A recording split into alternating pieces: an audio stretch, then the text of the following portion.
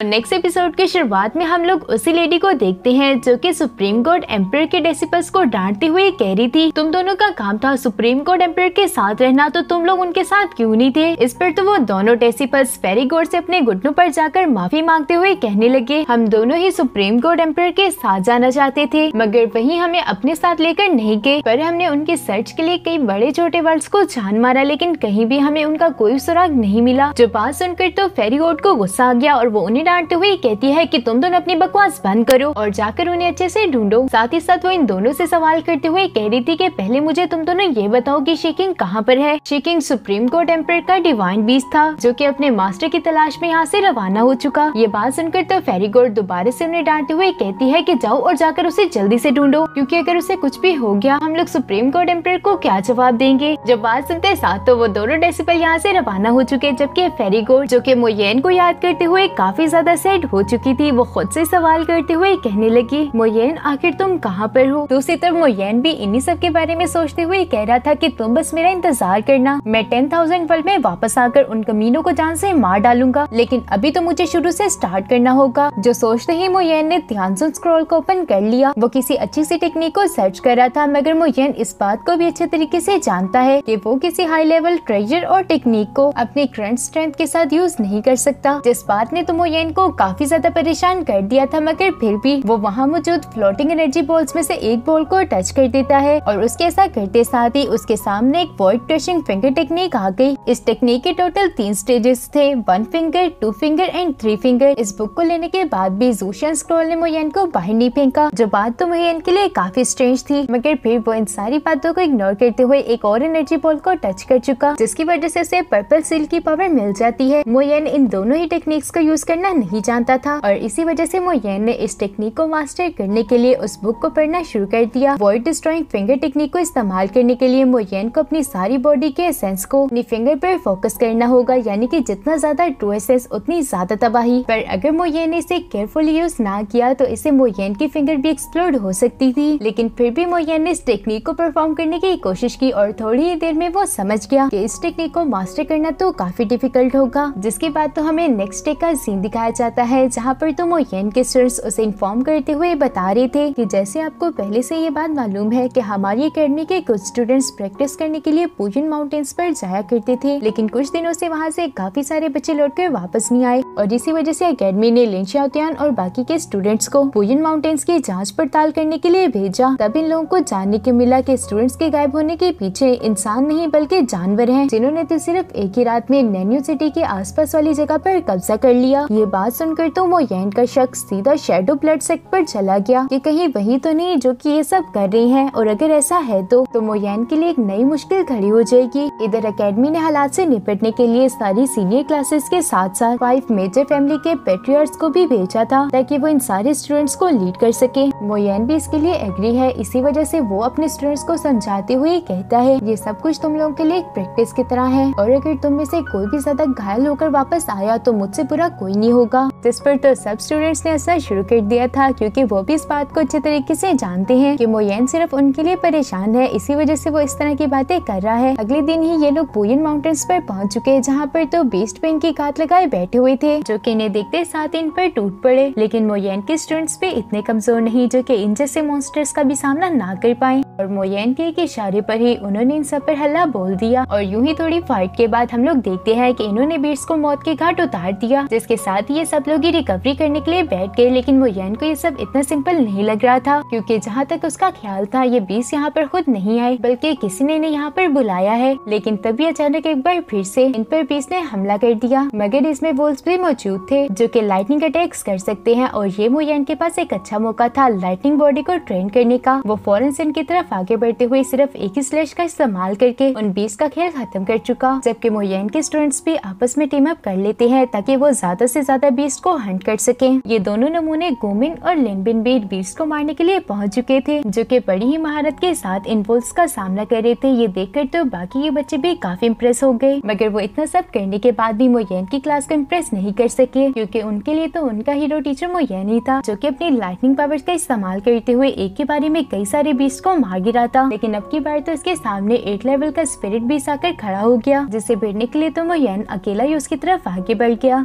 इधर लिनपिन और गोमिंग तो बस दूर से खड़े ये तमाशा देख रहे थे। इसी वजह से तो यी ज़ेंगलू जो कि ड्रैगन लिस्ट का सुपरवाइजर था, वो इन दोनों से कहने लगा कि तुम दोनों यूँ बुत बनकर क्यों खड़े हो गए, जाओ और जाकर मोयन की मदद करो। मगर गोमिंग के बारे में तो हम पहले से जानते हैं कि वो किस कदर बदतमीज है। इसी वजह से वो ज़ेंगलू को जवाब देते हुए कहता है कि क्या तुम्हें ये बात मालूम नहीं कि ड्रैगन लिस्ट के स्टूडेंट्स को फुल फ्रीडम होता है कि वो जो चाहे वो करें, और वैसे भी मुझे नहीं लगता कि मोयन को किसी भी तरह की हेल्प की जरूरत है, वो अकेले ही ये सब मैनेज कर सकता है। और यहाँ पर ऐसा हो भी रहा था क्योंकि मोयन अकेले ही उस 8 लेवल के स्पिरिट बीस्ट को अच्छे तरीके से मजा चखा रहा था। दूसरी तरफ मोयन को इस तरह से फाइट करता देख गोमिंग को ये बात जानने में ज्यादा देर नहीं लगी कि मोयन स्पिरिचुअल गैप्रेलन के 7th लेवल पर पहुंच चुका है, जो बात जानकर तो वो काफी हैरान था।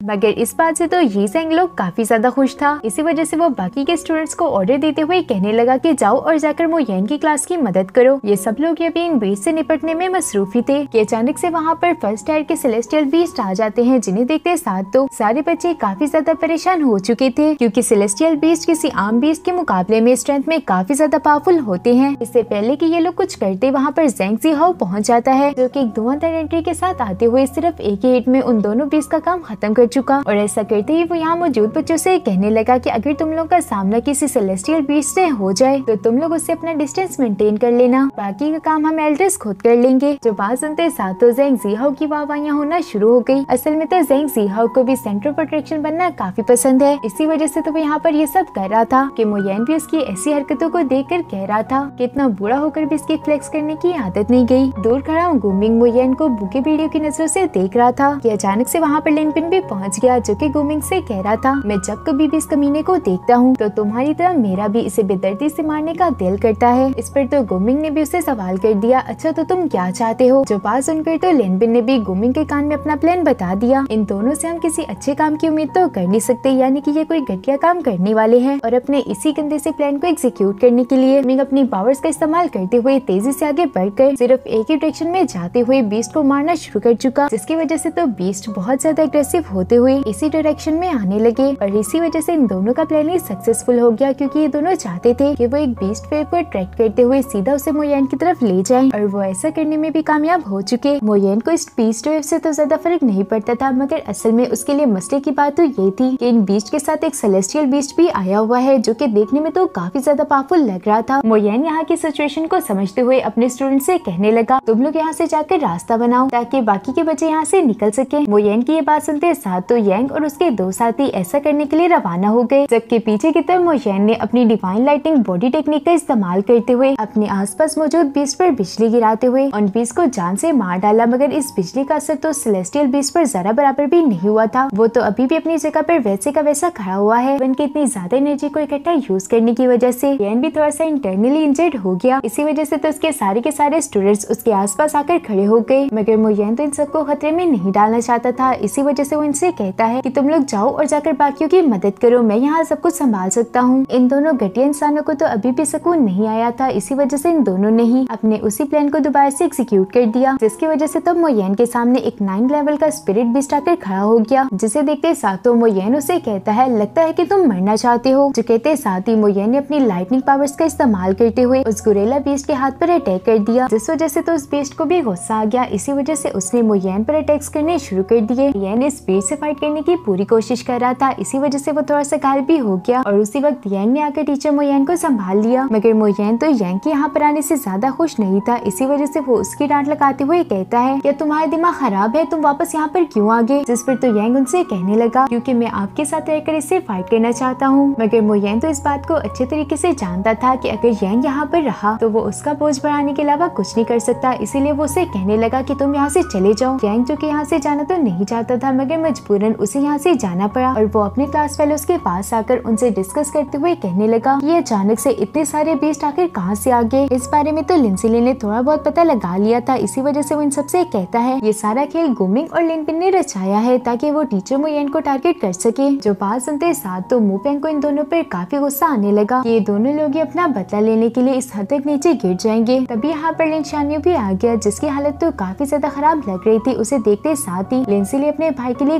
काफी ज्यादा परेशान हो गया, मगर लिन चानियो उससे कहने लगा कि मैं बिल्कुल ठीक हूँ, हमें जाकर अभी मोयन की मदद करनी होगी। छोटे मोटे लेवल के बीस्ट को तुम लोग देख लेना, जबकि 7 और उससे ऊपर के लेवल के बीस्ट को मैं देख लूंगा, जिसके लिए तो सारे बच्चे भी एग्री हो गए। दूसरी तरफ मोयन इस जायंट बॉन्ड डीमन से लड़ते लड़ते अब तक तो ये बात समझ चुका कि वो स्ट्रेंथ का इस्तेमाल करते हुए तो कभी भी इसे हरा नहीं सकेगा, यानी कि उसे कोई और पैंतरा आजमाना होगा। तभी मोयन को ख्याल आया कि चाहे इसकी स्ट्रेंथ मुझसे ज्यादा हो, लेकिन स्पीड के मामले में अभी भी ये मुझसे कम है, और उसकी इसी वीकनेस का फायदा उठाने के लिए मोयन तेजी से मूव करते हुए अपनी विंड स्लैशेस अब तक क्लाउड टेक्निक का इस्तेमाल करते हुए उस जायंट बॉन्ड डीमन पर हमले करने शुरू कर चुका, जिससे तो वो डीमन चाहकर भी बच नहीं पा रहा। और आखिरकार मोयन ने अपनी स्वॉर्ड को उसके पाँव में घुसा दिया, जिसकी वजह से तो उस बॉन्ड डीमन को इस कदर पेन हुआ कि उसने जोरों से चिल्लाना शुरू कर दिया, मगर मोयन तो ना रुकते हुए उसकी बॉडी पर स्लैशेस अटैक्स करना जारी रखता है। मगर इतना सब करने के बाद भी मोयन अभी तक उसे हरा नहीं पाया, जिस बात ने तो मोयन को भी काफी हैरान कर दिया। असल में तो इस जायंट बीस्ट की बॉडी काफी ज्यादा सख्त है, इसी वजह से मोयन की स्वॉर्ड उसकी बॉडी को पेनिट्रेट नहीं कर पा रही, जबकि नीचे की तरफ मौजूद गुमिंग और लिनबिन इस बात का इंतजार कर रहे थे कि आखिर कब ये जायंट डीमन मोयन को जान से मार डालेगा। चोटी पर मौजूद डीमन को मोयन की सारी हरकतें देखकर उस पर काफी ज्यादा गुस्सा आ जाता है, और इसी वजह से उसने मोयन को पकड़ लिया, जो नजारा देखकर तो गुमिंग की खुशी का ठिकाना नहीं था कि अब तो फाइनली मोयन से जान छूट जाएगी। मगर इस बेचारे को तो अभी भी मोयन की स्ट्रेंथ का अंदाजा नहीं। पर खैर मोयन ने तो इसे 2 मिनट में ही ये बात बता दी कि तुम तो क्या, ये जायंट डीमन भी मेरा कुछ नहीं बिगाड़ सकता, क्योंकि वो खुद को छुड़ाते हुए अपनी एक्सट्रीम थंडर लाइटनिंग का इस्तेमाल करके 9th लेवल के स्पिरिट बीस्ट का काम खत्म कर देता है। और उसके ऐसा करते ही यहाँ पर सारे स्टूडेंट्स भी पहुँच गए, जो कि मोयन से सवाल करते हुए कह रहे थे कि टीचर आप ठीक तो है ना। मगर इस पर तो उल्टा मोयन ने उन्हें डांटना शुरू कर दिया। वो उनसे कहता है कि क्या तुम लोग का दिमाग खराब हो गया है, जो कि तुम सब लोग ही मुंह उठाकर यहाँ पर आ गए। पीछे की तरफ से हजारों 9th और 10 लेवल के बीस्ट आ रहे हैं, क्या तुम सब मरना चाहते हो।